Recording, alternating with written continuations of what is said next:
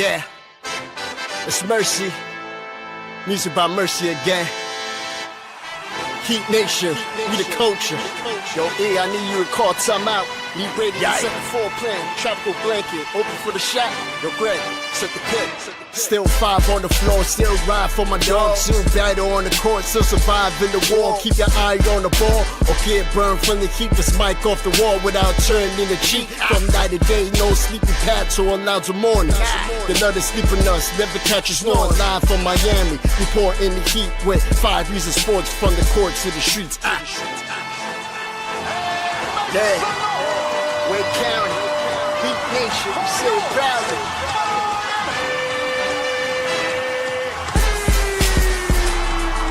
Welcome to 5 on the Floor, a daily insider show on the Miami Heat and the NBA, featuring Ethan Skolnick, Greg Sylvander, Alex Toledo, Brady Hawk, and others from the 5 Reasons Sports Network. Also, make sure to subscribe to Off the Floor for the most heat anywhere.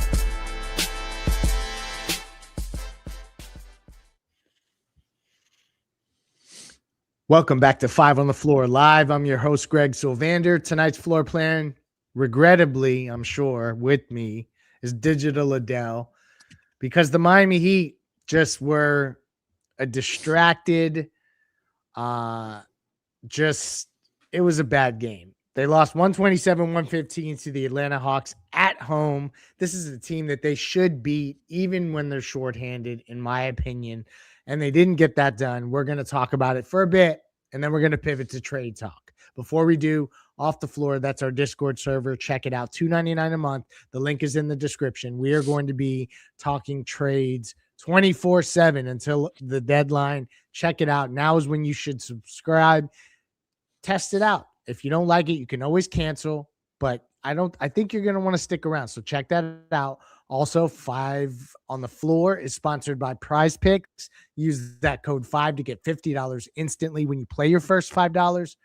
You know the code 5, prizepicks.com. Download the app, legal in most states. Daily Fantasy Simplified. Check out prizepicks.com. Use that code 5 for $50 instantly when you play your first $5. Do it before the Super Bowl. They're going to have a lot of cool promos running for the Super Bowl, so do it then. Adele. Yes, I don't know sir. how much I want to talk about this game. It was rough. Jalen Johnson. Yeah, Jalen Johnson looked good. I have a feeling my internet may be going in and out, just like maybe the Miami Heat's was, in terms of their energy. I have nothing really to say here other than that this is a distracted team. I heard from people that were in the locker room before the game started that there were players, media members and such that were kind of actively talking about the trade landscape and what was happening around the league. So it's on everybody's brains, and it impacted tonight's game. What did you see? I don't want to spend too much time here, but just in a nutshell, what did you see from Miami tonight that basically they couldn't shoot straight from 3, but there was a lot of other things that got to them, although they won the battle on the glass. So it was a weird game where Atlanta kind of controlled the game, where Miami had chances. Your thoughts on why they lost to Atlanta before we forget about that game? Well, the biggest reason is they couldn't play any defense. They didn't get any stops. They didn't play connected as a group. And they couldn't stop CJ McCollum or Jalen Johnson. They did whatever they wanted. They got whatever they wanted, whenever they wanted. And outside of Bam Adebayo, they got thoroughly dominated on the boards, even though the Heat ended up with 60 rebounds to Atlanta's 56. When the game actually mattered, they were giving up offensive rebound after offensive rebound, and it was leading to wide open shots, and they just weren't able to stop anybody. The Miami Heat, as we all know, don't have very many bigs, and so there really wasn't a presence to deter shots at the rim. Khalil Ware got ran off the floor by Asa Newell in the first half. And then by the end of the game, it appeared that Drew Smith stared him down for missing a defensive coverage, and then it appeared that Jaime Jaquez Jr. had something to say to him on the bench as they were going into the timeout near the end of the game. So it's not just on Ware, but because he's one of their only shot blocking bigs, they didn't have any rim deterrent. Bam, he locks down players on the perimeter, so he's not around the rim to shot block like he normally is. It's just a very flawed build, and you're going to see that inconsistency the rest of the season unless there's some sort of trade that happens. Yeah. I'll say this for the Atlanta game, and then we're moving on. And we're not going to do it a really long show because we're going to have so much coverage leading up to the deadline, and we don't want to spend too much time on this Hawks Heat game that they lost on the night when they're celebrating the 2006 champions. We'll talk about that later. The one thing I want to take away from this game is that Pelle Larsson, he's a starter caliber player on any good team. He continues to show that. I do want to say that Myron Gardner, I think, can be a rotation player, and that is something to watch. And Bam got another double-double. So as much as the YouTube commenters are talking about how mid his game was, and it wasn't great, 4 of 16 from the field was not good, but still got 14 rebounds, needs to play better. There's no doubt. I just think tonight they were heavily distracted. The fact that players were talking about trades in the locker room before the game. Clearly one of the players that didn't play tonight, but just that was the topic of conversation to me shows that they were distracted, and Thursday at 3 p.m. can't get here soon enough. We're going to use the first segment to go in a completely different direction because we're not going to talk about this Hawks Heat game for the rest of this show. But here is the Insurance by Lynette player of the night. And now it's time for the A-Aggressive Insurance Player of the Night, sponsored by our friend Lynette. You can find her at insurancebylynette.com. That's with 2 N's and 2 T's, insurancebylynette.com. If you need car insurance, renter's insurance, homeowner's insurance, or any other type of insurance, she's the person to go to. Based in Lauderhill, she services the entire Tri-County area here in South Florida, and she will make sure to get you the best deal. She'll probably talk to you about the Heat while you're at it. Reach out to her, insurancebylynette.com. And now, the player of the game.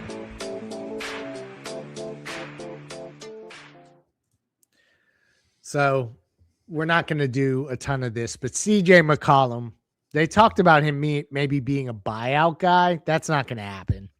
He was really good tonight. Corey Kispert also played well for them. It shows that they got 2 pieces that, it's short-term gains for them. Other than that, I don't really have a ton to look at on that roster. Jalen Johnson is awesome. He's going to be all NBA third team, I think, this year. So I'm surprised Atlanta is not louder in the conversations for certain players, Giannis included, just in terms of that they have Jalen Johnson in place. But other than that, for me, I don't want to call any Heat player out for player of the game. I don't think anyone deserves that call out. This is a bad loss against a Hawks team that's below 500 right before the deadline. You would think that guys would try to lock in as much as possible just for the sake of professionalism, because it's got to be hard to do. So because it's challenging, you would think that they'd be focused in on it and trying to give their best efforts to block out the noise and play a good game of basketball, and they didn't do that. Before we shelve this game, any other stuff from the Atlanta or Miami side that you want to call out, whether it's takeaways, players of the night, plays of the night? Because in our next segment, we're not doing any of that about this Hawks Heat game. Yeah, no, absolutely. So just going to Jalen Johnson real quick. He was the 20th pick in the first round for the Atlanta Hawks in 2021. It goes to show you that you can find talent later in the draft, just as the Miami Heat have with some of these players. And it just depends on how high that player is going to ascend. That's the challenge to know. So you can find guys later on in the draft, and that may be relevant for the Miami Heat in some form or fashion in this upcoming loaded 2026 class, if they still have that pick after the trade deadline. But Myron Gardner, man, he's the story to me. I mean, 21 minutes, he had 14 points, 6 rebounds, 2 steals, always energetic, always hustling, always playing defense, does all the little things. And if he's hitting the 3 ball, he was 2 for 3. That's 66%. You got something in a role player right there. Yeah, it's very true. I think he can be a rotation player, and this is why I think there shouldn't be any holdups in any trade negotiations, because they can manufacture role players. They've done it before. They'll do it again. Myron Gardner is another example of that. But everyone's seeing trades happen. Trades are happening throughout the game. James Harden got dealt. And basically, that's where everyone wants to go. We're going to use the next segment to give a quick shout out to a certain group of people, and then we'll spend the last 5 minutes or so talking trades. Let's go to the Mobile C Arm and Staffing X-Ray Play of the Day. And now it's time for the X-Ray of the Play of the Day, brought to us by our friends over at Mobile C-Arm and Staffing Services. Nelson and his team will bring the X-ray equipment and the staffing to you. If you work in a hospital or a medical office, get a consultation today at c-armandstaffing.com or give them a call at 561-891-9620. Their fleet of trucks at your service. Again, it's Mobile C-Arm and Staffing Services, 561-891-9620. And now, the X-ray of the Play of the Day. Shout out to Pele for catching that lob in the first half. That's, fun to watch. It was him who caught it, I think, right? I'm blocking out that game, Adele. The play of the night was the halftime show. It was the tribute to the 06 champions.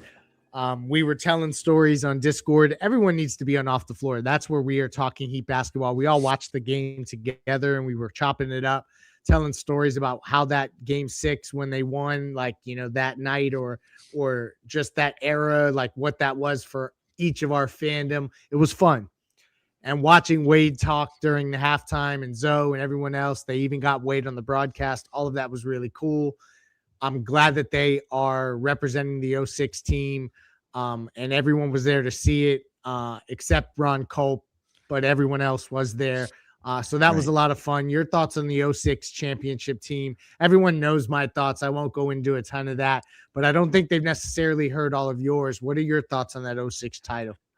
Oh, the 06 team is one of my favorite teams. I mean, I loved the Big Three when they came here, but that year they got Shaq, the Miami Heat, and Dwayne Wade was in his freaking bag, man. You got to see him really take off and shine. And I think that's when not just Heat Nation, but I think around the country, people fell in love with Dwayne Wade's game, that particular championship run. And it's a different thing to be, he's a Miami legend star, and then you become a national icon once you win a championship. And it was just really cool to see that journey unfold. Shaq talked about it during the halftime. Dwayne talked about it, how Shaq was breathing life into him after they kind of settled on who was going to be the man, and it had to be Dwayne at that point in Shaq's career.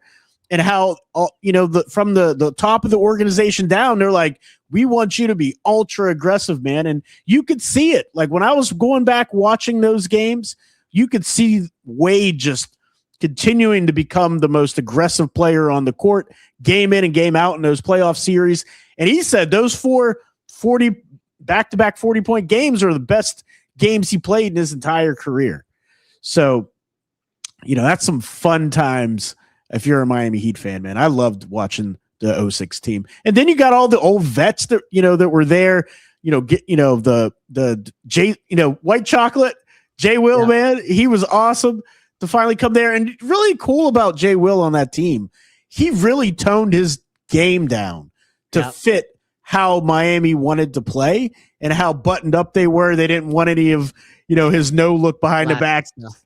They actually had to tell him to lean back into it because he got so structured that it took the creativity out of his game. And you're right. It was fun to see all of them together. Even Michael Doliak was there. Jason Capona was there. Darrell Wright was there. Antoine Walker was there. So it was a lot of fun. And I think other than that, this game is forgettable. The chant started, and we're going to go to some comments here in a minute.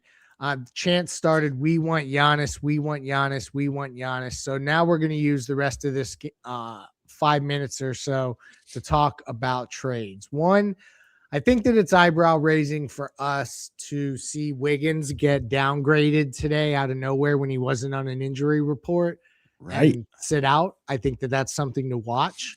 It's not nothing. And I also think that I'm struggling with some of the reports about Minnesota being Giannis's destination, only because Minnesota has no draft picks. And I guess they can flip picks and make things happen. And we'll see how that all works out. It's a multi-team deal. But I just I hope that the Heat go all in on Giannis. This has been the player they've been waiting for. And it'll just, the only thing that'll hurt is if they get to a point where Giannis says, "I want to play with Anthony Edwards," and the Bucks do him right. Like, I think that then you'd have to just accept that and move on.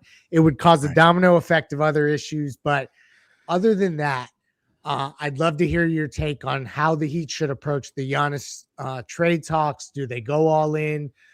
And then other than that, do you think they should pivot and look at a Ja Morant deal? I'll give my final thoughts to close the show. But are you in the camp of Giannis or bust, or do you pivot to another trade if they don't get the Giannis deal done? Well, you bring up interesting topic. So because I'm a draft guy, I look at this stuff through draft capital, typically through that kind of lens. I did an article on the on SI website for Sports Illustrated and looked at what kind of packages the teams have. And just to boil it down, like you said, the T-Wolves have no pick. I mean, they may be able to unlock their 2032 pick, maybe. And then the New York Knicks, they traded all their first-round picks for Mikal Bridges. So they only had a couple of seconds. And then Golden State, that's interesting to me because they have the most draft capital out of all these teams. They have a player that can match salaries. But then you have the Miami Heat. The Miami Heat have the second most draft picks out of all the teams. Plus, if you could flip Wiggins for a pick, you might have more draft picks than what you have at first blush. So I think it's possible. I think Miami has a compelling package for everything that we say about Kel'el Ware in terms of his defensive thing and the motor, losing focus here and there. Offensively, he could be really intriguing to a team because he can put up numbers. He can get rebounds. He could be an interesting piece. Jaime Jaquez Jr. has turned himself into something where you can run offense through that guy. He's going to get you 18. He's going to get you like 6 rebounds and 6 assists. And that's something that could be intriguing. So I think Miami does have a chance. It's really going to come down to, like you said, with Giannis. Does he come out and say, "I want to go play with Anthony Edwards"? Or is Miami the more compelling destination? It's got better weather. It's got the no state income tax. And Bam's here, and everybody likes playing with Bam. So if I'm the Miami Heat, nothing's off the table outside of Bam Adebayo. And you do whatever you have to do to get Giannis, and you figure out the rest. And an article dropped tonight by Jim. I'm going to butcher his last name, but Jim Aurzowski from the Milwaukee Journal-Sentinel. Okay. And it had a lot of quotes that were Giannis kind of saying he wants to stay in Milwaukee. Like, that's really, but the way that I absorbed the quotes were kind of, I want to stay in Milwaukee, but I also understand that I'm probably on my way out of here. And so it'll be interesting to see if he does get dealt or if they defer and get into the offseason. The Heat will have more picks then, but I think a lot of teams can rearrange things and have more ammo in the arsenal to maybe get in the mix. So this is going to be an interesting deadline. I think Ja Morant is another name to watch as the Heat need to shake things up. The loss to Chicago was a bad one. This loss to Atlanta was a bad one. The team's going nowhere. At the very least, they could either swap Morant and see if they can maximize him or trade Wiggins and gain an asset. I think those are the things that the Heat are looking for. From your perspective, is there anything else the Heat should be looking for? I don't think that they should trade something to improve this year's team. I'm interested to hear if you agree with me there, and then your thoughts on how they handle Wiggins and Ja Morant to close. Well, if they strike out on Giannis, but I also want to say one other quick thing on Giannis.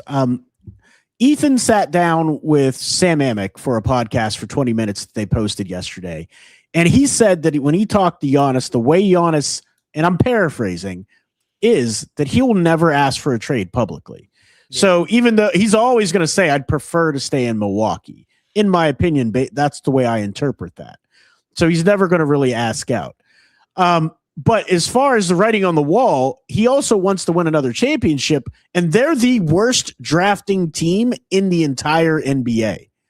Their draft futility in Milwaukee is unbelievable. Giannis is their best pick, and then after that, it was Brandon Jennings. Like those are those are like the two top picks, and that's like over like the past 10, 15 years. So I don't see it happening. I think he's out of Milwaukee, in my opinion. It's just a matter of where and when, because it could also happen in the offseason. What I think Miami should do, I think they should stack assets. This 2026 class is going to go down. If all these kids decide to come out, all these freshmen, it's going to go down as one of the best draft classes in NBA history.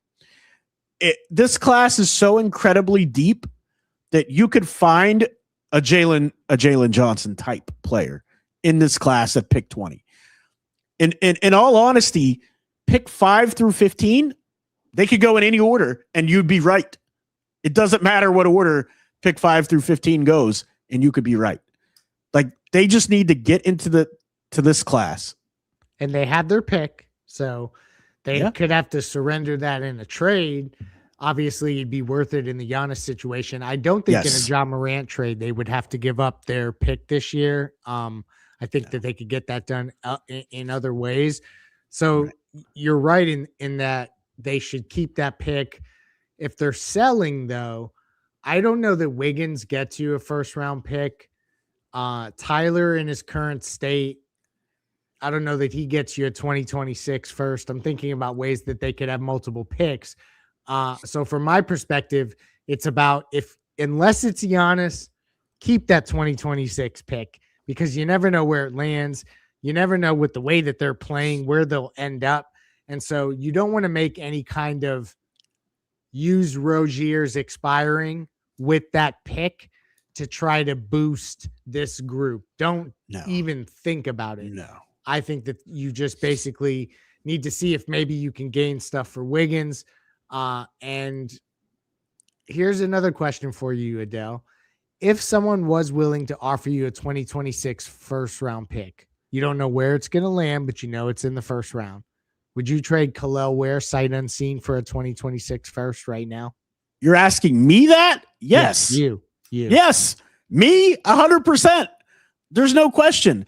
I love the talent that Kel'el Ware is. He's a top 10 talent. I said that on draft night.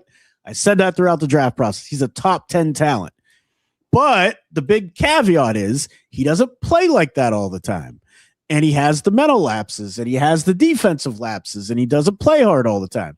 And I don't think that's something that you can cure. You can motivate him temporarily for stretches. And as you see, he can play otherworldly. But then he'll also go these long stretches where he's in a doghouse. So, yeah, I would trade in a heartbeat to get into that 2026 draft to get another bite at that apple. I'll tell you this, too. All these kids may not come out. They may be, I don't want to fight to go 25th when I could go first next year or second or in the top 5. Yeah. Some of them may go in 2027. A 2027 pick may not be that bad either. And last question. I would like to keep Norm around, but if I had to flip all-star Norm for a first-round pick to get a Giannis deal done, I would do that. 100%. Even if, because I think Hero would have to likely go as well. Although I guess maybe you could try to sell the idea of Bam, Hero, and Giannis and see how that works. But to me, I would like to keep Norm, but if you're telling me that that's the thing that had to happen to get Giannis, make the trade, get the first round pick, get it done. You do whatever you have to do to get Giannis, period. Whether it's Tyler, whether it's Norm, whether whatever. Outside of Bam, everybody's available to me. Yeah, and it's going to be fun to watch. Hopefully more trades drop tonight. We will have you covered for the entirety of the trade deadline leading up to 3 p.m. We will have you covered either here on YouTube, but more likely on Discord. So check out Off the Floor. Link is in the description. Shout out to our sponsors. Adele, thank you for our time. This Miami Heat team needs to not break it up completely, but they need to shake it up because they are going nowhere. There's only a couple guys, and when we were polling the chat during the game on Off the Floor, everybody wants to keep Bam, and everyone wants to keep Larson. Other than that, everyone seems pretty much available. Let's see if the Heat think the same way. We'll watch for the deadline. Peace out.